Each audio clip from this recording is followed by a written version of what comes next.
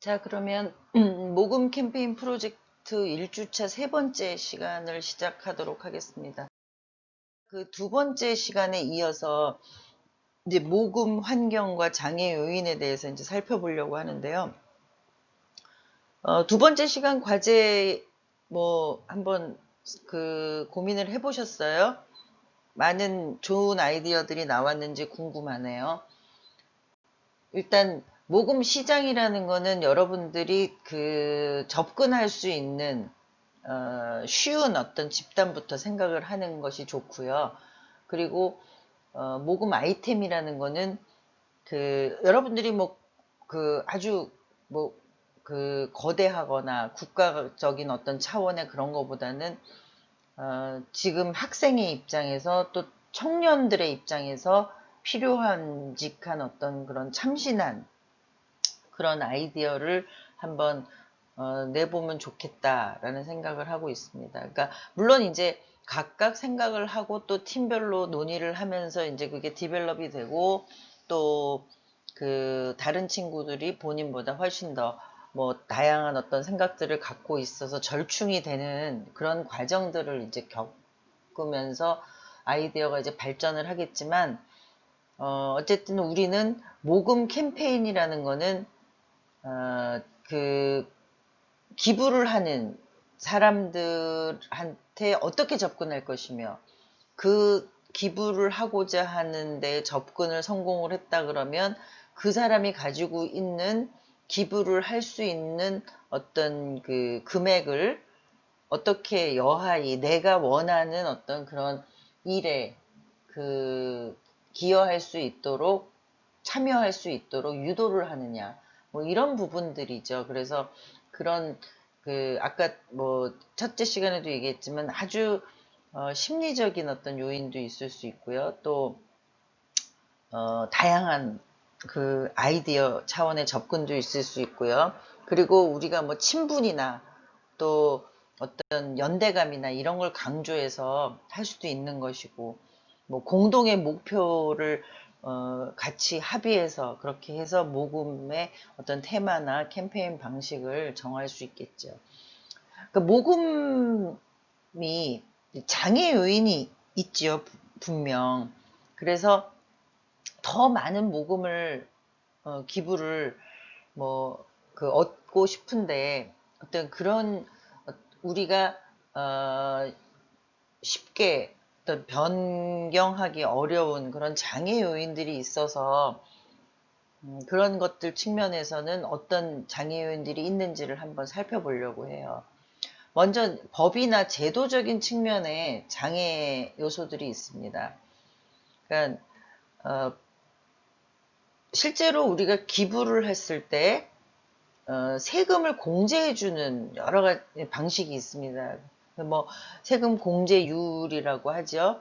보통 이제 개인 같은 경우는 연간 본인의 그 전체 소득의 10%까지는 공제를 10% 안에서는 이제 그 세액 공제를 해주죠. 그러니까 여러분들이 이게 이제 어떤 회계나 세제에 관련된 거는 또 다른 과목에서 여러분들이 충분히 배우고 익혔으리라고 생각을 합니다. 나중에 혹시라도 본인이 그런 학교 과정에서 그런 것들을 이제 배울 기회가 없었다 그러면 개인적으로 뭐 회계라든가 세제에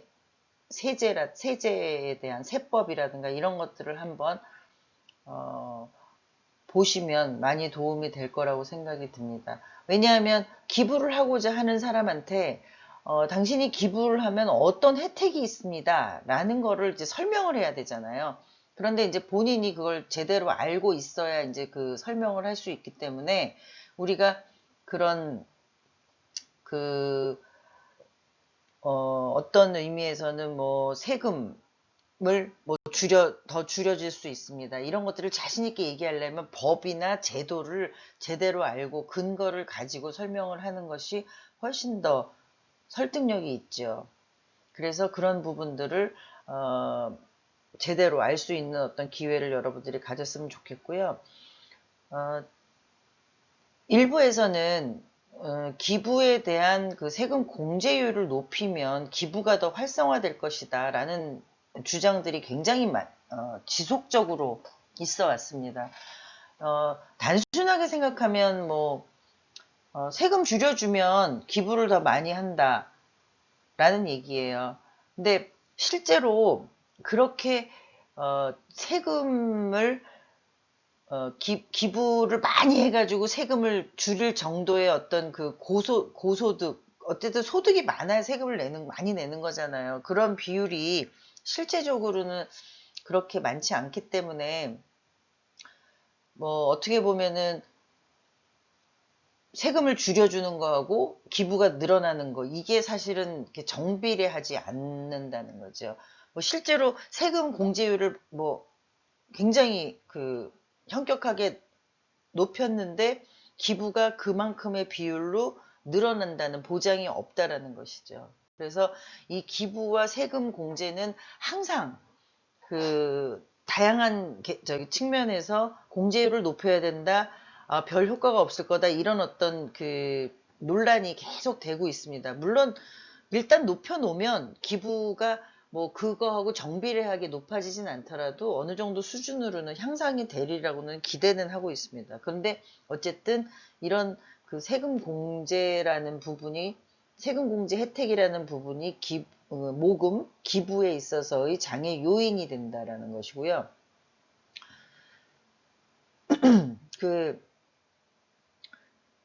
그 혜택을 이제 확대시키는 게 좋겠다라는 게 장애 요인을 이제 개선하는 그런 방식으로 이제 제시가 됐고요. 또 모금 비용 사용에 제한이 있습니다. 이것도 이제 개선이 필요하다는 어떤 제안을 하고 있는데, 이 모금 비용 사용이라는 게 뭐냐면, 여러분들이 예를 들어서 1,000원을 모금을 했다. 그러면 그 1,000원을 목표하는 그 대상한테 여러분들이 하고자 하는, 아까 제가 이제 모금을 해서 지역사회 복지관에 간식 비용으로 지원을 하겠다고 했어요. 앞에 시간에 제가 예를 들은 게. 그런데 1,000원을 모금을 했다 그러면 1,000원을 다 간식비로 줄 수 있죠. 줄 수도 있죠. 근데 줘야 된다는 아니에요. 왜냐하면 여러분들이 그 모금을 위해서 뭐 교통비를 썼다거나 전화를 했다거나 아니면 뭐 캠페인을 하기 위해서 제작물을 만들었다거나, 또 여러분들이 그 시간에 일을 한 거, 노동력을 제공한 거라든가 이런 부분들을 모금 비용으로 사용을 할 수가 있도록 되어 있어요. 그런데 모금 비용 사용에 대한 비율은 기부금품 모집법에 이제 제시가 되어 있는데, 여기 이제 100억 이상을 모금했을 경우는 뭐 몇 프로를 모금 비용으로 사용할 수 있다. 뭐 100억에서 뭐 그러니까 50억은 얼마다. 뭐 이런 모금액과 모금 비용에 대한 비율이 기부금품 모집법에 제시가 되어 있습니다. 그럼 모금액이 많으면 모금 비용의 비율이 클까요? 적을까요? 잠깐 한번 생각을 해보세요. 모금액이 10억인 기관하고 모금액이 100억인 기관이 있다. 그러면 어느 기관에 더 모금 비용의 사용에 대한 비율이 더 높아야 할까요? 너무 쉬운 얘기인가요? 모금액이 적은 기관이 비율은 높겠죠. 모금 비용 사용에 대한 비율은 높겠죠. 법에 그렇게 명시가 되어 있습니다. 법에도 합리적으로 그렇게 명시가 되어 있습니다. 다만 사회복지 공동모금에는 기부금품 모집법에 대한 그 법에 저촉을 받는 게 아니라 사회복지 공동모금의 법이 따로 있잖아요. 그래서 사회복지 공동모금회법에는 10%를 모금 비용으로 사용할 수 있다, 이렇게 되어 있습니다. 그러니까 사회복지 공동모금회가 1년에 5천억을 모금을 한다 그러면 그 중에서 10% 500억까지는 뭐 인건비라든가 시설관리비라든가 뭐 건물 유지비라든가 뭐 이런 임대료라든가 이런 걸로 사용을 할 수 있다라고 되어 있다는 것이죠. 참 그 많은 돈이라고 생각이 들지요. 어떤 의미에서는 물론 뭐 10%까지 쓸 수 그러니까 사용할 수 있다기 때문에 10%를 안 사용해도 저기 뭐 문제가 되는 건 아닙니다. 그렇지만 10%를 넘길 수는 없다라는 걸 이제 법에서 제한을 하고 있는 것입니다. 그리고 이런 그 기부금하고 관련된 세제 혜택이나 그런 재단 활동에 대한 어떤 법들이 사실은 굉장히 어떤 법은 뭐 기재부에 그 관련되어 있는 법에 되어 있고 법인에 대한 그 세법은 또 법인세법에 되어 있고 개인에 대한 건 소득세법을 봐야 되고 또 뭐 재단 운영에 관련된 건 사회복지사업법을 볼 수도 있고 이렇게 다양하게 되어 있기 때문에 이런 것들을 좀 정비할 필요도 있다. 그래서 한눈에 볼 수 있도록 이렇게 정리를 해서 기부자가 나한테 돌아오는 혜택이 뭐라는 것을 이렇게 좀 정확하게 알 수 있는 그런 환경을 만들어주는 것도 필요하다. 그리고 우리가 얘기하는 재단, 그러니까 법인이죠. 법인은 설립을 할 때 정부의 각 부처나 지자체의 그 허가를 받도록 돼 있습니다. 설립 인가를 받도록 돼 있습니다. 그러니까 재단이나 그 법인 같은 법인격은 정부 각 부처나 지자체에 소속이 되어 있다고 볼 수 있죠. 그런데 모금에 대한 신고는 또 기재부나 행안부에 하도록 되어 있습니다. 그래서 이런 부분들이 이제 일원화가 되어 있지 않아서 좀 이렇게 복잡할 수 있다. 그러니까 우리가 기부금을 받을 수 있는 모금 단체로 신고하는 건 또 기재부에 하거든요. 그래서 그런 것들이 이제 각 부처에 이렇게 분산이 되어 있다. 그래서 이런 것들을 한번 일목요연하게 정리할 필요가 있겠다라는 것들을 이제 장애 요인으로 제시를 하고 있습니다. 그리고 공익재단법이 기업의 탈세를 방지하는 등 규제하고 통제 중심으로 법이 되어 있다는 것입니다. 그러니까 공익재단을 만들고자 하는 뭐 기업이 있다 그러면 그 기업이 이 재단을 만들어서 뭐 탈세를 하거나 또 다른 방식으로 자산을 뭐 재단으로 활용하거나 이관하거나 이런 거 아닌가라는 형식의 규제하고 통제 중심으로 이제 법이 되어 있어가지고 활발하게 뭐 더 좋은 일을 하고자 해서 우리가 공익재단을 만들고자 했을 때도 그런 규정에 맞춰서 하기에는 좀 어려운 부분들이 있어서 현실적으로 활성화가 되는데 장애 요인이 되고 있다라는 점을 이제 설명을 하고 있습니다. 두 번째는 사회, 경제, 정치, 문화적인 측면에서의 장애 요인인데요. 실제로 우리가 모금을 여러분들이 이제 실제로 해보면은 많이 이제 체험을 하면서 느끼겠지만 인적 네트워크가 사실 모금 활동에 가장 많은 영향을 미칩니다. 어떤 의미에서는 우리가 누구랑 뭐 어떤 집단에 소속이 되어 있느냐 또 다른 측면에서는 내가 어떤 과정을 거쳐서 성장을 하느냐 뭐 이런 부분들이 있어서 자기가 이제 소속된 집단이나 이런 단체가 계속 변하고 또 확대가 되죠. 근데 그런 관계에서의 인적 네트워크를 얼마만큼 잘 관리를 하고 뭐 체계적으로 운영을 하느냐에 따라서 우리가 모금 활동을 잘하느냐 못하느냐에 영향을 미친다는 거예요.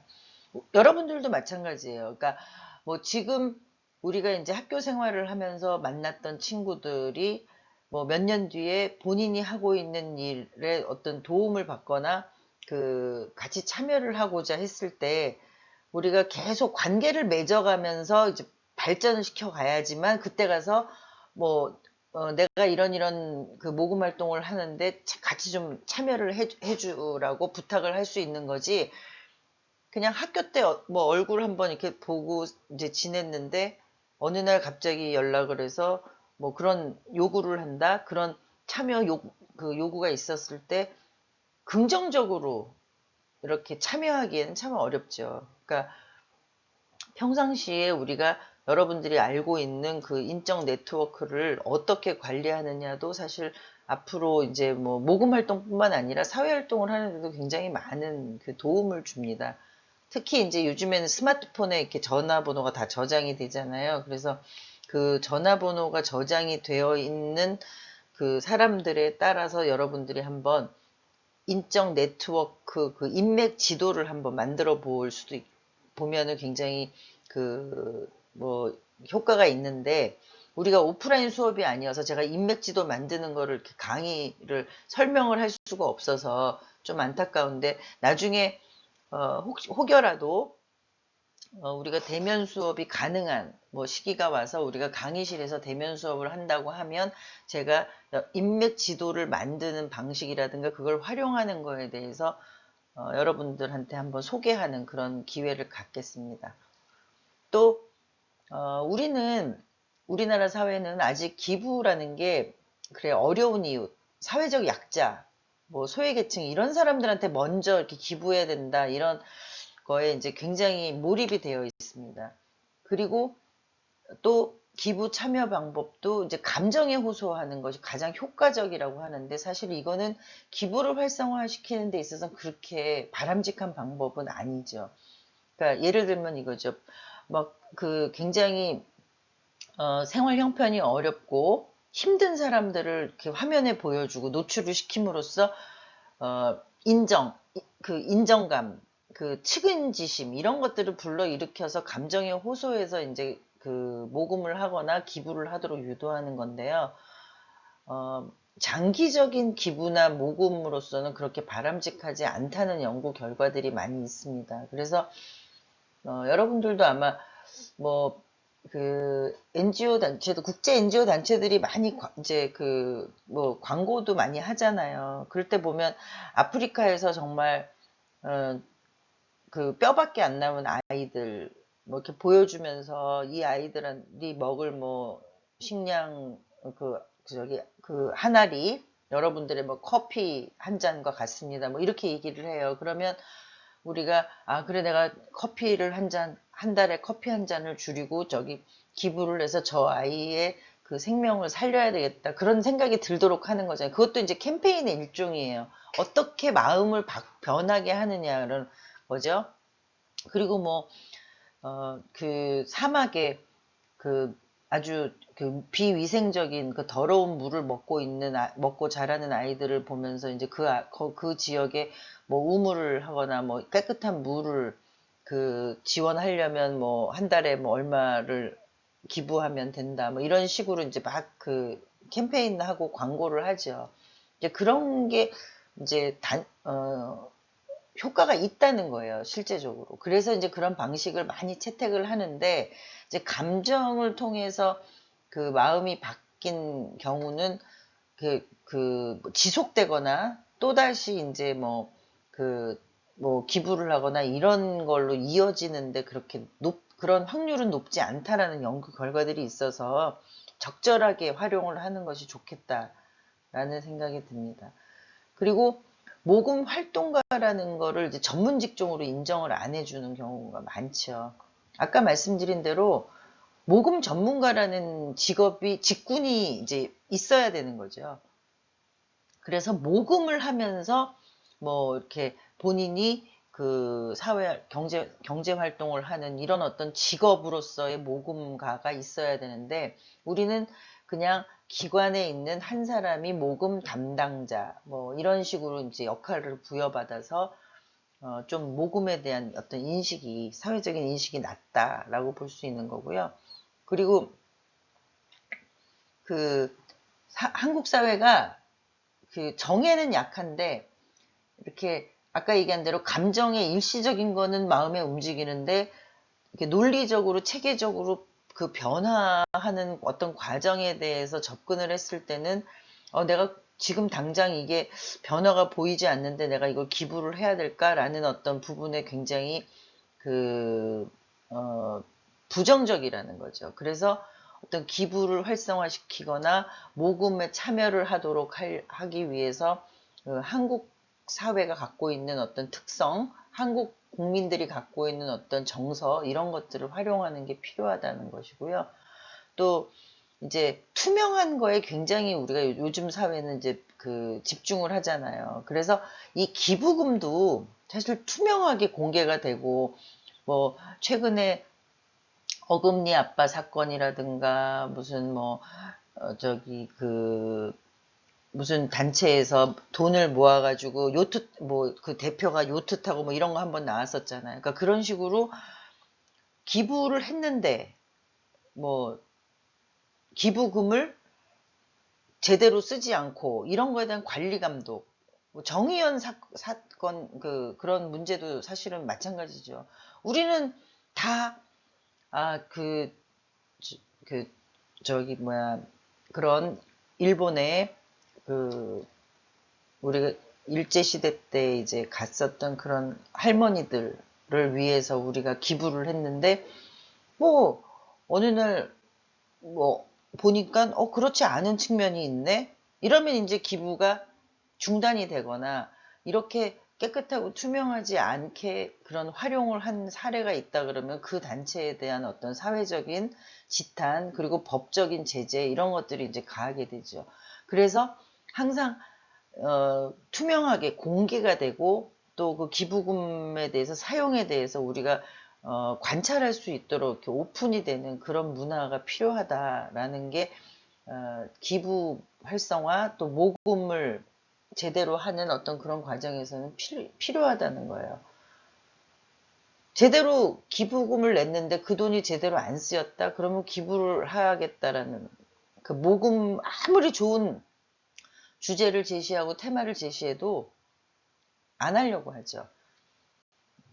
그래서 어떤 이런 기부금에 대한 투명한 어떤 관리, 이런 체계도 필요하다. 또 조직적인 측면에는 보통 이제 전문성이 아까 전문가가 없다는 것처럼 전문성을 배양할 어떤 그런 기회가 적고요. 전문성이 부족하고요. 또 우리 이제 사회복지 조직이나 비영리 조직에 보면 다양한 업무를 한 사람이 해야 되는 경우가 많아서 고민할 시간, 또 본인이 연구할 어떤 시간적인 그런 여유가 부족하다는 거죠. 전문가가 되고자 해도 또 조직 내부에서 제도적으로 지원하는 거에 한계가 있어서 또 모금을 활성화시키는데 한계가 있다는 것이고요. 또 조직 내부에서의 어떤 소통 문제, 그리고 또 외부하고의 조직 간의 갈등을 해결하는 어떤 그런 문제들, 이런 다양한 것들이 좋은 조직이면 이 조직 자체가 좋은 조직이다, 믿을 수 있는 조직이다, 신뢰가 있다, 또 그 다음에 투명하다라고 하면은 모금 활동가들도 모금 전문가들이 모금을 담당하는 사람들도 활동하기가 아주 좋겠죠. 우리 조직은 이렇게 깨끗합니다. 우리 조직은 이렇게 좋은 일을 합니다. 라고 할 수 있잖아요. 그런데 조직 자체가 불투명하고 좀 뭔가 신뢰감이 떨어지고 그리고 전문성도 떨어진다고 느끼면 기부를 하거나 또 모금 담당자가 모금을 하러 모금 시장에 나갔을 때 설득하는데 한계가 있는 것이죠. 그래서 조직도 건강한 조직으로 만드는 게 또 이런 모금을 활성화시키는데 굉장히 필요하다라는 측면의 설명을 드렸습니다. 오늘 이제 간단하게 모금에 대한 기본적인 이해를 했고요. 이제 앞으로 여러분들이 모금 캠페인 프로젝트 이 수업에서 이제 개발하고 기획하고 하는데 협력하는 그런 팀을 편성을 해서 이제 활동을 할 거예요. 그래서 다음 주에 수업부터는 이제 팀 활동을 하는 시간이 이제 많이 주어질 겁니다. 그래서 여러분들의 아이디어를 정리하고 계속 다른 학우들의 의견도 들어보고 서로 논의해가는 과정에서 새로운 어떤 참신한 그런 뭐 기획이 나오리라고 생각을 합니다. 그래서 제가 대면 수업이었으면 아마 여러분들의 의견을 절충해서 팀을 편성을 하려고 했었는데 온라인 수업이 되다 보니까 제가 임의적으로 그 팀을 편성을 했습니다. 그래서 한 팀당 5명씩 편성을 했고요. 아까 첫째 시간에 말씀드린 대로 팀이 이제 기획한 프로젝트나 그런 성과뿐만 아니라 팀원 간의 어떤 그런 평가할 수 있는 기회도 있어요. 우리가 또 그리고 각 팀별로 또 발표하면서 또 서로 다른 팀을 평가하는 기회도 있거든요. 그래서 우리 상호평가 제도를 활용을 할 계획이기 때문에 여러분들이 팀원들끼리 논의를 할 때도 공평한 어떤 공정한 기회가 될 수 있도록 서로 논의를 하시고요. 어떤 독단적으로, 뭐 독자적으로 한두 사람에 의해서 팀이 운영되는 그런 게 아니라 서로 협력하고 합의하는 그런 구조를 가지고 팀 운영이 될 수 있도록 한번 논의를 했으면 좋겠습니다. 그럼 지금부터는 제가 이제 임의로 편성한 팀원들이 있을 것입니다. 그러면 팀원들끼리 뭐 백석톡을 통하든 아니면 다른 뭐 줌을 통하든 서로 상호 인사를 문자 메시지를 통하든 서로 인사를 하고 서로 소개를 하고 또 앞으로 각각의 활동할 수 있는 어떤 계획을 그런 수립하는 그런 시간을 25분 정도 가지려고 합니다. 그래서 다음 시간부터는 바로 뭐 우리 팀 팀원이 누구지 뭐 아니 내가 몇 팀이지 이런 의문 없이 바로 줌 수업을 통해서 팀별 논의 시간이 차질 없이 진행될 수 있도록 오늘 충분히 각 팀원들하고 서로 교류를 통해 가지고 다음 주부터 시작되는 팀 토론을 준비해 주시기 바랍니다. 수업을 마치겠습니다. 그럼 다음 주에 줌 실시간 수업에서 만나도록 하고요. 제가 수업 시간 시작 10분 전에 아이디하고 비밀번호를 공유해 드리도록 하겠습니다. 네, 그럼 다음 주에 뵙겠습니다. 감사합니다.